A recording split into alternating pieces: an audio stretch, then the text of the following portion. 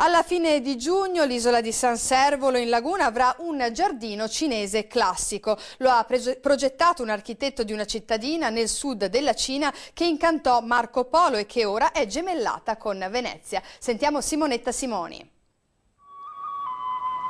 Un armonioso paesaggio in miniatura secondo le regole del Feng Shui, dove sono presenti una barriera di massi che protegge da influssi negativi, le pietre, essenza della montagna, e poi susini, peschi, salice, orchidee, fior di loto. Fondamentale l'acqua, simbolo della vita. È la sfida della provincia di Venezia di ricreare un classico giardino cinese in mezzo alla laguna, nell'isola di San Servolo, probabilmente il primo giardino cinese in Europa.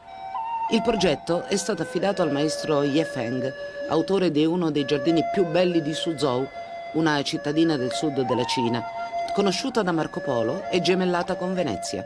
Questo perimetro cosa sta delineando? Un futuro laghetto? Questa è la parte che diventerà lago, ci sarà qui in mezzo un lago, a ridosso del lago verso il muro di cinta dell'isola di San Servolo invece ci saranno le montagne che sono costruite con queste famose pietre cinesi.